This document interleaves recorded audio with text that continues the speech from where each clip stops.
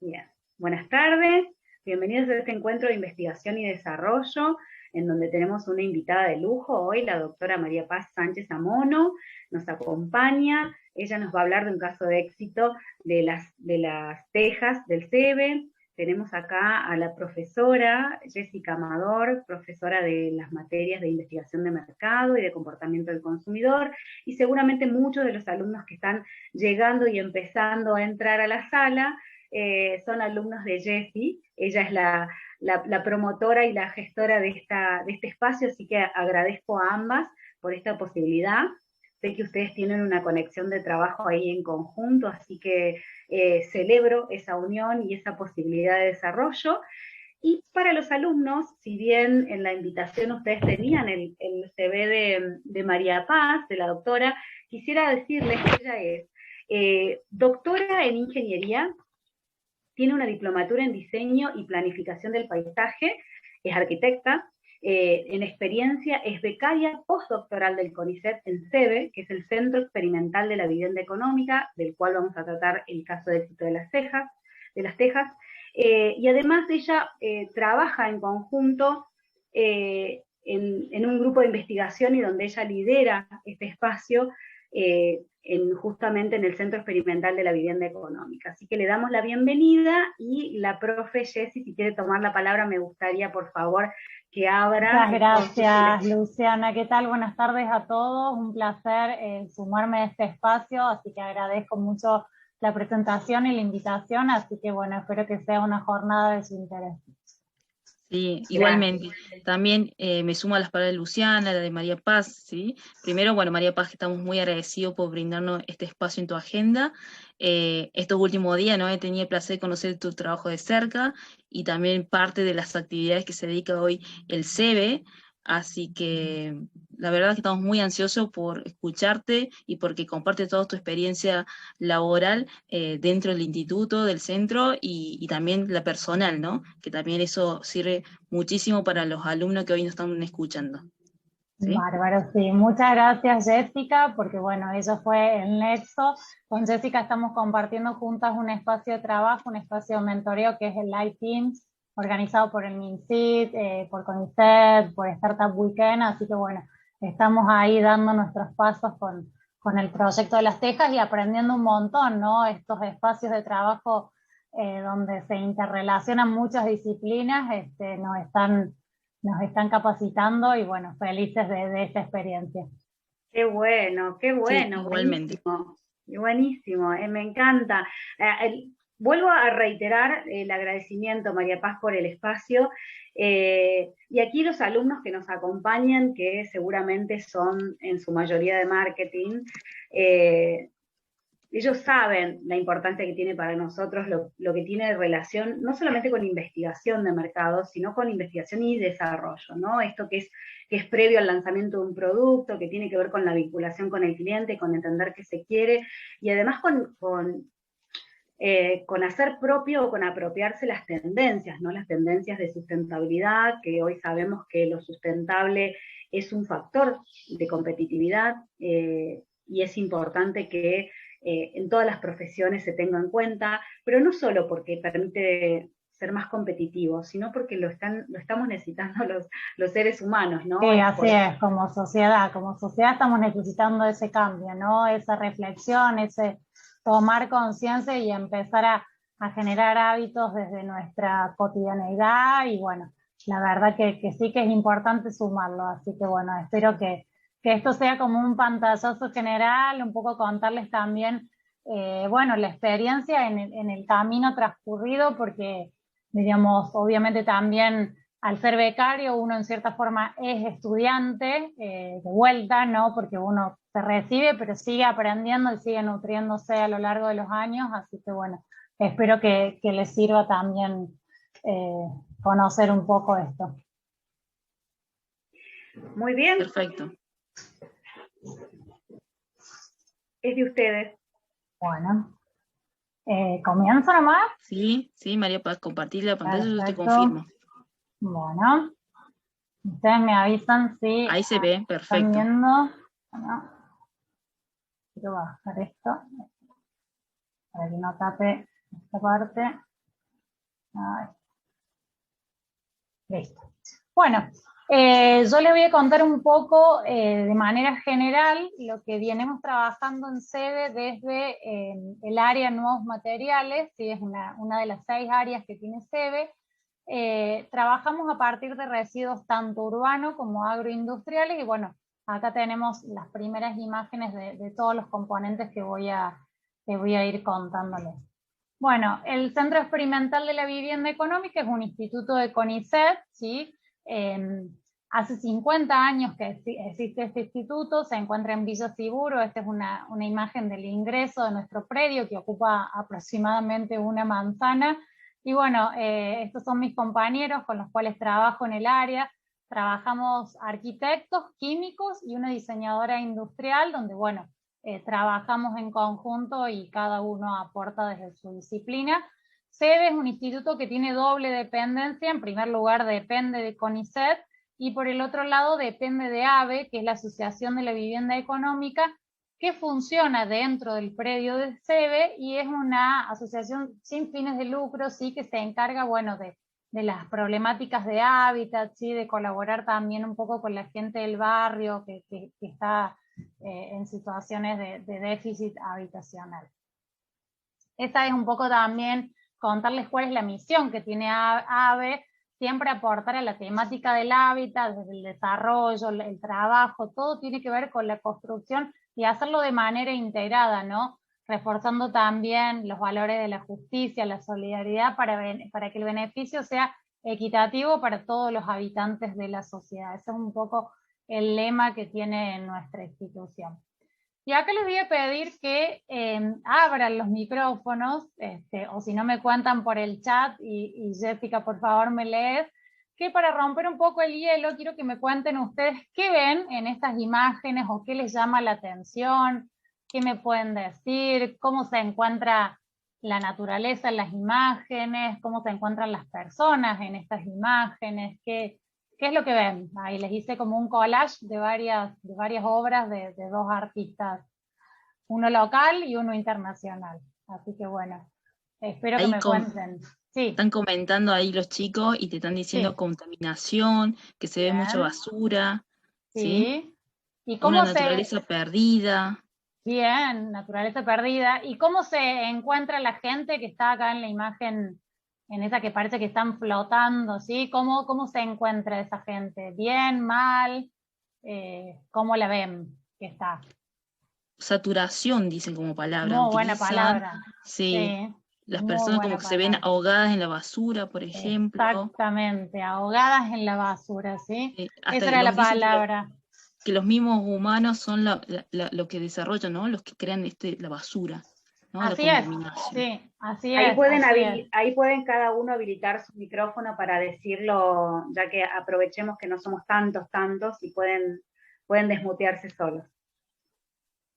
Ahí está, pero me sirven esas palabras como disparadores, ¿sí? Ahí se ve como que la gente está ahogada, está asfixiada de tanta basura, y nosotros mismos somos las que lo generamos. No sé si alguna vez escucharon hablar de las famosas islas de plástico, que hay tanto plástico flotando en el océano que se generan una especie de islas. Bueno, también un poco acá el tema de la tala indiscriminada de árboles, ¿sí? Bueno, el tema de los neumáticos, que ya lo voy a tratar, ¿sí? Creo que estamos viviendo en un mundo donde, si bien somos los humanos los que generamos los residuos, también estamos aprendiendo a tomar conciencia, y la pandemia también nos enseñó a hacer una pausa, ¿no? Para que el medio ambiente respire un poco y empezar a cambiar nuestros hábitos. Así que bueno, eso era para que empecemos esta charla. El artista de la derecha es Luis Gómez Vialet, lo pueden buscar por Instagram. Y de la izquierda tenemos a Daniel Canogar, que es un artista español. Así si los quieren buscar después. Como les comentaba al principio, vamos a tratar el tema de los residuos urbanos y agroindustriales. Sabemos que hoy por hoy hay una gran contaminación ambiental que crece día a día, y influyen numerosos factores, como uno es el aumento de la población, la conducta consumista, ¿sí? Esto de comprar, usar y tirar, y la falta de políticas públicas, ¿sí? Que incentiven el reciclado, que incentiven o que hagan algún tipo de penalidad a quien contamina, ¿no? Son como numerosos factores que están influyendo en esto que es la contaminación ambiental. Y acá les puse estas imágenes porque, bueno, cuando nosotros decimos que los seres humanos generan 8.300 millones de toneladas de plásticos y la mitad en los últimos 13 años, no tenemos como forma de dimensionarlo. Entonces, esto surge a través de una iniciativa de Premios Latinoamérica Verde, en el cual formé parte el año pasado, sí, 2020, presentamos el proyecto también. Acá lo que hicieron fue cuantificarlo en edificios que todos nosotros conocemos, como 7, o sea, esos 8.300 millones significan 7 millones de Cristos Redentores llenos de basura, 822.000 Torres Eiffel, 25.000 Empire State o 159 millones de Titanic, ¿sí? Entonces fíjense la cantidad de plástico que nosotros estamos generando día a día. Y acá quise representar, bueno, a ver, Argentina, más o menos se generan 16 millones de toneladas de basura. Si hacemos un promedio, es 1 kilo de basura por persona por día, ¿sí? Ustedes fíjense a la noche cuando sacan la bolsita en su casa, si son 4 personas, más o menos esa bolsita va a tener 4 kilos, y en las zonas urbanas esta cantidad desciende a 500 gramos aproximadamente. Y acá tenemos un gráfico donde muestra la composición de los residuos. Fíjense, los plásticos en amarillo representan el 14%, el papel y el cartón el 13%, los orgánicos en azul el 53%, ¿no? Fíjense también la importancia de empezar a generar compost en sus domicilios, porque bueno, es bastante la proporción que representa la materia orgánica. Y llegamos acá a este concepto, ¿no? Que es algo nuevo, relativamente nuevo, que surge, que son los nuevos materiales, ¿sí? Tiene que ver también con que se adhiere a las premisas de la construcción sustentable, tratar de implementar estos nuevos procedimientos que resuelven el destino final de los residuos, ¿sí? Porque ya no se ve a la basura como algo malo, sino que se le empieza a encontrar valor y se lo toma como un recurso, es decir, que se lo puede reutilizar como materia prima en un componente constructivo. Y muchas veces nosotros cuando hablamos de la construcción tradicional, sabemos que todos los componentes constructivos derivan de materias primas que no son renovables, ¿sí? Arcilla, suelo fértil, ¿sí? Piedra, ¿sí? Entonces se empieza a cambiar esta concepción de que surgen estos nuevos materiales y también materiales compuestos, se los llama, porque se empiezan a unir materiales que tienen excelentes propiedades separados y cuando se los vincula, se los une y forman un nuevo material, esas propiedades se potencian. Decimos que son nuevos materiales porque, bueno, son muy recientes, hace falta también un poco de mentalización entre los usuarios, porque, bueno, por ahí no se tiene tanto conocimiento, no se le incluye en los planes de estudio, entonces también eso es importante que ya desde las carreras de grado empezar a incluirlos en la currícula para conocer un poco más y, bueno, alentar también el uso. Acá llegamos a algo que ustedes ya lo conocen, que es la famosa regla de las 3R, que bueno, que después surgen las 4R, las 5R y cada vez se le van agregando más. Pero bueno, las 3 básicas, ¿sí? Que buscan desarrollar hábitos de consumo responsable, yo se los puse con ejemplos que son reducir, reutilizar y reciclar. Reducir es algo que se logra con el cambio de hábitos sociales, ¿sí? Como ustedes saben, uno cuando va al supermercado ya no entregan más bolsas de plástico, sino que nos hemos acostumbrado y hemos cambiado el hábitat y llevamos las bolsas de plástico, de tela, perdón. Y reutilizar es volver a utilizar un producto sin aplicarle ningún tratamiento, pero algo distinto que no fue su uso original. Por ejemplo, ahí puse unos lapiceros realizados con latas. Y reciclar es un proceso que permite obtener una materia prima a través de la basura, y esos son los ladrillos de PET que genera el CEBE, que bueno, que más adelante se los voy a comentar en detalle. Y también llegamos a otro principio, ¿sí? Otra corriente que es la economía circular, donde, bueno, se deja de lado lo que es el modelo lineal, diríamos, de fabricar, usar y tirar, y la economía circular es un proceso sostenible donde se empieza a incorporar tanto los materiales como que los recursos se mantengan dentro del mismo ciclo, y bueno, también basa estos grandes principios. Uno es que desde empezar a eliminar el residuo ya desde el diseño, ¿sí? Empezar la concepción del producto desde el origen, mantener los productos y los materiales en el uso y regenerar el sistema de los productos naturales. Y esto también ya lo vamos a ver con el ejemplo de las tejas, porque bueno, hemos llegado a la conclusión de que estamos frente a un ejemplo de economía circular. Les quería mostrar un poco la clasificación de los plásticos. Ustedes saben que cada uno de los productos, cuando uno mira, por ejemplo, la botella, yo tengo esta, ¿sí? En la parte inferior les aparece este triangulito donde tiene un número y que cada número representa un tipo de plástico, ¿sí? Vamos a ver también cuáles son los ejemplos de cada uno y cuáles son las características que tienen esos plásticos. Esto nos va a llevar a entender un poco la segunda parte de la charla, donde voy a contar todos los componentes constructivos en los cuales nosotros usamos diferentes tipos de plástico que les voy a mostrar. En primer lugar tenemos el PET, que es el polietileno tereftalato, que es el plástico más usado, ¿sí? Es el más fácil de reciclar también, es el que se encuentra en las botellas, ¿sí?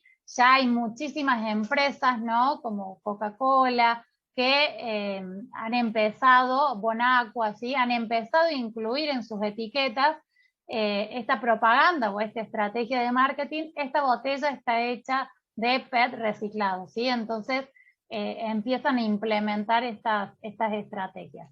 Luego tenemos en el número 2 el polietileno de alta densidad, y este se encuentra en las botellas de leche, en las botellas de productos de limpieza, en lavandina, ¿sí? Es un plástico sencillo de reciclar, pero bueno, ya tiene una mayor dureza que el PET y tiene una alta resistencia tanto a los impactos como a la temperatura. En el número 3 encontramos el PVC, que es el policloruro de vinilo. Es un plástico difícil de reciclar, pero posible, ¿sí? Los famosos caños de PVC, ¿sí? Es uno de los ejemplos más conocidos. Luego tenemos el hermano del polietileno de alta densidad, ahora tenemos el de baja densidad, ¿sí? Que es el que se encuentra en las bolsas, ¿sí? También es difícil de reciclar, pero posible, ¿sí? En el papel film también, las bolsas de compra. Luego el polipropileno, ¿sí? Es el número 5, es el que se encuentra en los tapones de las botellas, en los sorbetes, ¿sí? Es muy resistente, también es un plástico resistente. El poliestireno, ¿sí? El número 6, ahí vemos los famosos vasitos, ¿sí? De Teropol, cuando uno tenía un congreso presencial en el coffee break, veíamos miles y miles de vasitos que se desechaban.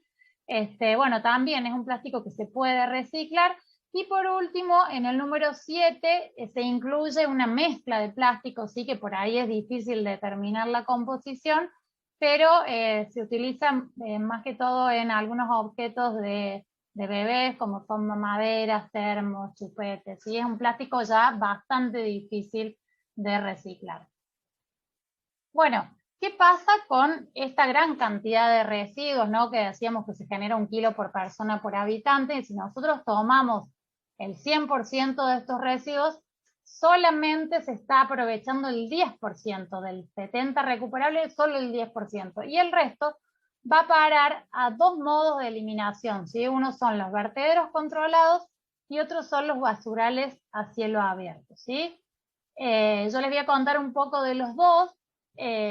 Por un lado, el basural a cielo abierto, sabemos que es un espacio donde se genera contaminación, tanto en el aire como en el agua como en el suelo, ¿sí? Genera riesgo de incendio, proliferación de vectores infecciosos que transmiten enfermedades como el dengue, roedores, ¿sí? Desvalorización del entorno, porque a lo mejor un barrio cercano a un basural empieza a perder valor, también, bueno, por todo esto que se genera, también la contaminación visual.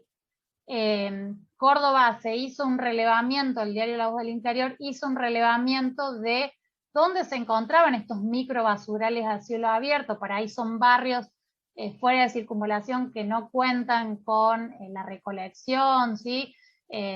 Bueno, estas situaciones se dan día a día y se está tratando de erradicarlos de alguna manera y bueno, hacer una mejora de estos predios.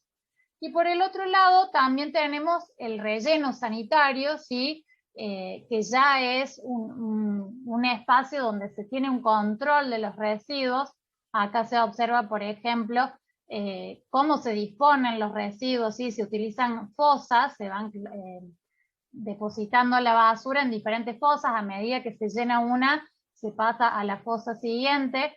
Se coloca una geomembrana textil, que eso hace que no ingresen los líquidos lixiviados, ¿no? La basura, cuando se empieza a descomponer, empieza a generar un líquido que puede penetrar en las capas del suelo, ¿sí? Y contaminar, ¿no? Las napas freáticas. Entonces, bueno, se hace este tipo de fosas, los camiones se controlan, ¿no? A través de unas básculas se va pesando, entonces se va teniendo un control de la cantidad de residuos que ingresan, se los va compactando y bueno, y de esa manera se desechan los residuos de una mejor manera.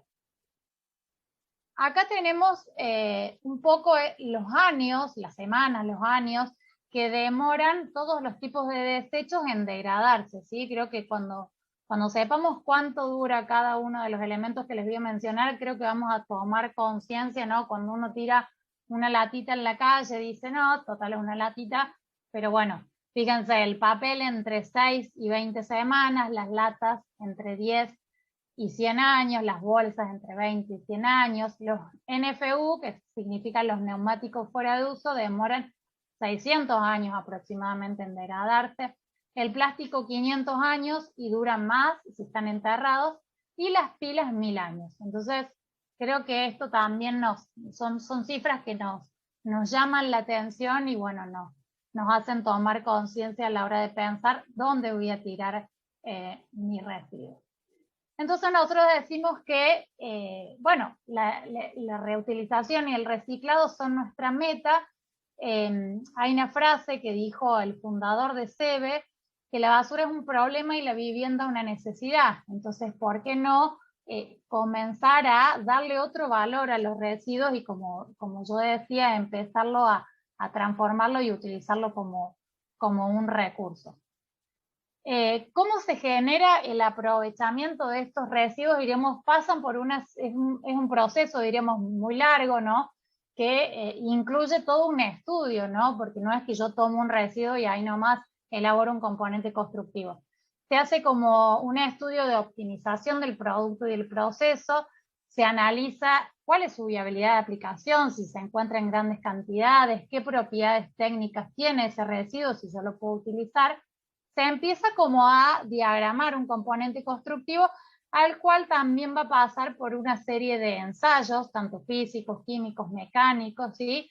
Para posteriormente, una vez que se aprueben esos ensayos, construir viviendas sociales, espacios comunitarios, espacios urbanos como paradas de colectivos, y ya vamos a ver las numerosas aplicaciones que tienen estos componentes. Tienen ventajas estos componentes porque obviamente ayudan a descontaminar el medio ambiente, cuidan los recursos vírgenes, los no renovables, generan esto de la toma de conciencia, ¿sí? De decir, bueno, empezar a cambiar los hábitos y empezar a inclinarse por los componentes desarrollados a base de residuos, pero también tienen desventajas, ¿sí? Por el lado económico, ustedes que están en esta rama, ¿sí? Hay pocos subsidios o estímulos al reciclado, entonces eso también genera que empiece a competir con un producto netamente competitivo que tiene otro precio, ¿sí? Ciertos prejuicios sociales, ¿sí? Porque bueno, por ahí cuesta ver, decir, bueno, ¿por qué mi casa está construida con residuos? Y en realidad creo que tiene que haber como un cambio general, un cambio cultural, más políticas de gobierno, ¿no? Que incentiven a usar este tipo de tecnología sustentable. Acá voy a hacer una breve pausa porque, bueno, quiero saber si tienen alguna pregunta hasta ahí, porque, bueno, ahora voy a empezar a contar un poco de las tecnologías desarrolladas por el CEBE y, por último, les quería contar un poco mi experiencia como becaria y, bueno, cómo tienen que hacer si el día de mañana les interesa, bueno, comenzar el camino de la investigación y del desarrollo. No sé si tienen preguntas hasta ahí o seguimos. Yo te hago una pregunta. En la PPT anterior, Sí. donde vos mostrás las desventajas, Sí. ¿las técnicas es una desventaja? ¿Las técnicas del uso de estos materiales? En realidad, no, a ver, se refiere de desventajas técnicas, en realidad no lo vemos tanto por ese lado. En realidad lo que hacemos nosotros también es analizarlo también, bueno, desde el lado de los costos y desventajas técnicas. Por ejemplo, si nosotros evaluamos también los coeficientes térmicos, ¿sí? Por ejemplo, ya vas a ver cuando explique lo de los ladrillos de PET, por ejemplo, no son portantes uno cuando tiene no sé si vieron los edificios en Nueva Córdoba, vieron que se hacen vigas y columnas y algunos se usan como cerramientos. Por ejemplo, los ladrillos de PET no son portantes, ¿sí? Pero sí se utilizan como cerramiento, pero desde el lado, eso sería desde el lado estructural, pero desde el lado térmico, una pared de 15 de un ladrillo reciclado tiene mejor conductividad térmica que un ladrillo común.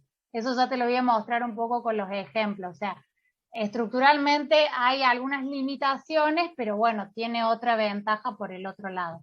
No sé si te quedó clara ahí la duda. Gracias, María Paz. Sí, ahí lo vamos a ver un poco con los ejemplos cuando avance ya con cada uno de estos. Bueno, el primero justamente este que les nombraba, que es los componentes constructivos con PET. Luego voy a hablar de los paneles con residuos plásticos, que bueno, que acá trabajamos con la empresa Arcor, las tejas con neumáticos y plásticos reciclados, los paneles con cáscara de maní, y los últimos dos, que son dos investigaciones nuevas, que son los ladrillos con RAE y los perfiles plásticos.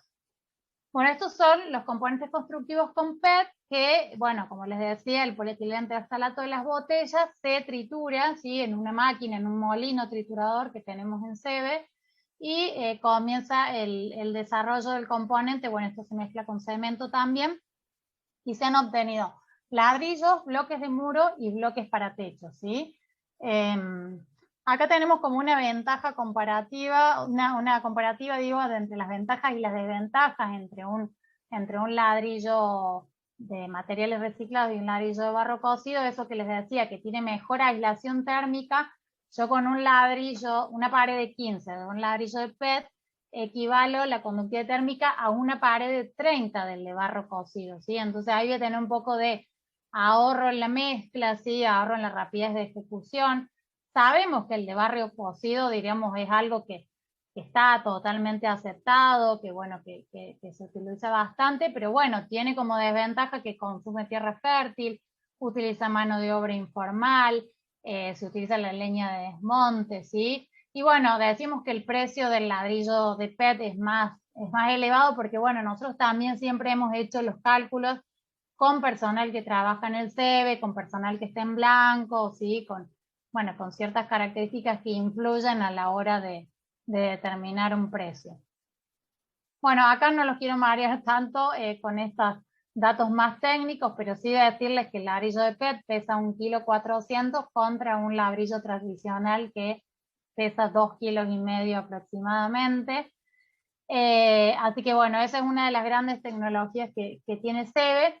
Y después pasamos a estos paneles con residuos plásticos, que bueno, que acá surge también esta vinculación que les decía con una empresa grande como fue Arcor, que se encontraba con un tipo de desechos que eran los envoltorios de golosinas, ¿sí?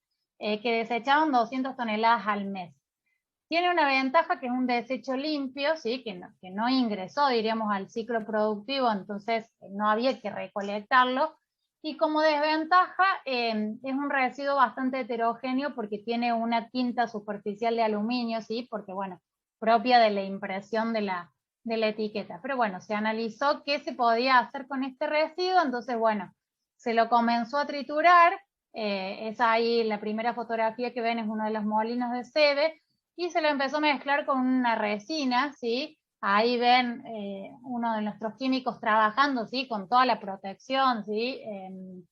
Se lo mezcla y se lo prensa, ¿sí? Se lo coloca en una prensa y se obtiene un panel de dimensiones estándar, porque bueno, siempre tenemos limitaciones por el tamaño de la prensa, y se obtienen estos productos, como por ejemplo este mueble Vanitori, que bueno, a estas plaquitas nosotros le decimos como una símil madera, se le hicieron un montón de ensayos y bueno, permitió también colocarles unas bisagras, unas manijas, y colocarle perfiles, se lo puede clavar, se lo puede atornillar, ¿sí? Tuvo un buen desempeño y se lo puede utilizar en ambientes húmedos porque tiene baja absorción de agua. Entonces se pueden hacer este tipo de productos como el Vanitori, repisas, estantes, mesadas, así que bueno, la verdad que esta investigación tiene muchos años y bueno, no, por el momento no se ha continuado. Y acá tenemos las tejas, las famosas tejas de neumático fuera de uso y plástico reciclado. Bueno, el INTI nos informa siempre de las cifras de neumáticos que se desechan en Argentina, aproximadamente 100.000, 150.000 toneladas al año. Es un residuo que aún no tiene un tratamiento definido, diríamos. No hay previo disposición final de neumáticos. Solo en Buenos Aires, sí, que está la planta de Regomax con SEAMSE, que son los que se encargan de triturar los neumáticos, pero bueno, en la provincia de Córdoba, por ejemplo, no tenemos quien haga esta tarea. Y por el otro lado, el polietileno, que proviene del packaging de los caños, las bolsas, los bidones, ¿sí? Entonces se analizaron estos dos residuos que se encuentran en cantidad, en abundancia, y se vio que tenían buenas propiedades técnicas. Acá tenemos un poco el proceso de la teja, que se utiliza una máquina que combina el termomoldeo y la compactación, ¿sí? Y bueno, a lo largo del proceso, bueno, después viene también una etapa de secado de la teja, se obtiene el producto terminado. La teja tiene un bajo peso específico con respecto a una teja de hormigón y cerámica, tiene resistencia al impacto duro, ¿sí? O sea, esto lo determinamos a través de la realización de ensayos, sobre todo en el fenómeno climático del granizo, ¿sí? Nosotros, bueno, acá en Córdoba cae mucha piedra, ¿no? Ahí la vemos en la imagen. ¿Y qué genera este problema? Que es la rotura de las tejas, el agrietamiento de las tejas cerámicas francesas. Entonces lo que nosotros proponemos es este sistema que al ser resistente y es una teja totalmente flexible, es como que la teja rebota, ¿sí? Y no se produce ningún tipo de fisura ni agrietamiento. También lo hemos comprobado cuando realizamos un prototipo, ¿no? Lo que hicimos fue cambiar el techo, un techo que tenía teja francesa, como en la primera imagen, y era una oficina de SEBE que le colocamos un techo con las tejas recicladas, y bueno, vimos que a lo largo del proceso las tejas, cuando se caían del techo, bueno, las iban trasladando en las carretillas, no se rompían ni se quebraban. Esto es lo que les hablaba de la economía circular. Empezamos a probar y tratar de llegar como esto de residuo cero, porque bueno, yo cuando hacemos la fabricación de las tejas, se genera como un sobrante de mezcla en los laterales, como ven en las imágenes, que es propio de la presión, de la prensa, ¿no? De la presión que ejerce, entonces hace que sobremezcla los costados y eso después se recorta, pero bueno, llegó un momento que nos encontramos con este tipo de residuos y probamos volver a triturarlo, ¿sí? Y utilizarlo para elaborar una nueva teja. Entonces eso lo hicimos, bueno, numerosas veces, de recortar todos esos sobrantes, volver a elaborar otra teja, recortar los sobrantes y así, hasta llegar, bueno, a una teja que también se le repitieron ensayos técnicos para ver si había conservado las propiedades, y la verdad que los resultados fueron muy buenos. Este es otro de las investigaciones que, bueno, son los paneles con cáscara de maní. Córdoba es una provincia que tiene, bueno, grandes industrias referidas a este tema y se desechan 300.000 toneladas al año. Entonces también se comenzó a investigar qué se podía hacer con este tipo de residuos. También se lo mezcla con las resinas, parecido al de los paneles con cáscara de golosinas, y se arman estos cielos rasos o también, bueno, estos separadores, estos biombos, se hacen escritorios, repisas, estantes, ¿sí? Bueno, también esta es una tecnología muy, muy interesante que, bueno, que todavía se está llevando a cabo. Y por último, tenemos dos investigaciones que se encuentran en proceso, diríamos, todavía son muy recientes. Una son los ladrillos de RAE. Los RAE son los residuos de aparatos eléctricos y electrónicos, que bueno, que también tuvimos ahí una vinculación con una empresa de que empiezan a plantear qué se puede realizar con este tipo de residuos. Bueno, y se probó también triturarlos y empezar a fabricar estos ladrillos. Y por el otro lado tenemos unos perfiles plásticos, ¿sí? Que vendría a ser como una especie de madera plástica, ¿sí? Está conformado por numerosos tipos de plásticos, también se utiliza una fundición y bueno, en este caso se están probando utilizarlo para los marcos de ventanas. Bueno, SEBE, además del área de nuevos materiales, tiene otra área que son sistemas constructivos donde también se fabrican... bueno, se fabrican sistemas constructivos como el Beno, el UMA, bueno, son específicos, pero también tenemos componentes premoldeados como ventanas de hormigón, pilares para luz, vigas para techo, diremos, tenemos una planta productiva dentro de la institución. Pero eso les quería comentar también. Nosotros no los comercializamos ni a los componentes ni a los sistemas constructivos porque somos un instituto de investigación, pero sí lo que realizamos son transferencias tecnológicas, ¿sí? A través de la metodología de STAN, que significa Servicio Tecnológico de Alto Nivel, y lo que se hace es transferirle el know-how, que se lo puede transferir a una empresa, a un municipio, a una fundación, a quien se acerque que tenga interés, ¿sí? Un municipio que, por ejemplo, diga, bueno, yo genero tanto PET al mes, ¿qué puedo hacer con esta cantidad? Y bueno, esta transferencia lleva numerosas etapas. En un principio se dicta una capacitación en SEBE, la instalación del SEBE, para que conozcan cómo se elaboran los productos.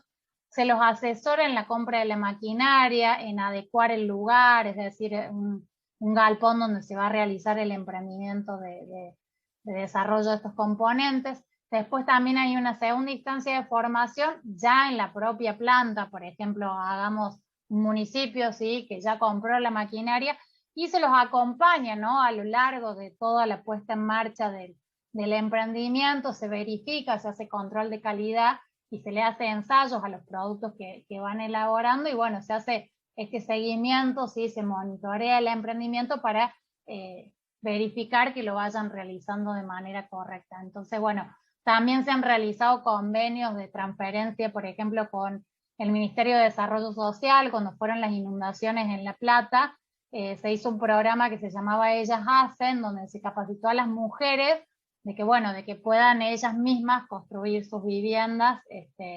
Así que, bueno, se hacen estas vinculaciones, ¿no? Tanto en lo público como en lo privado. Y bueno, acá quería contar un poco mi experiencia, ¿no? A lo largo de todos estos años. La verdad que, bueno, yo llego a SEBE en un momento en que me encontraba también en una transición de mi carrera, ¿no? Obviamente para ingresar a CONICET uno ya tiene que contar con el título de grado. CONICET, como ustedes saben, ahí les puse el loguito que es bastante conocido, es el Consejo Nacional de Investigaciones Científicas y Técnicas, que nace en el año 1950. Y bueno, nosotros cuando buscamos científico en la computadora, nos aparece la imagen que está ahí todo en el laboratorio, y en realidad un científico puede ser de muchísimas áreas, ¿no? Ahí vemos los biólogos observando las ballenas, puse la imagen del SEBE también, la gente que está construyendo.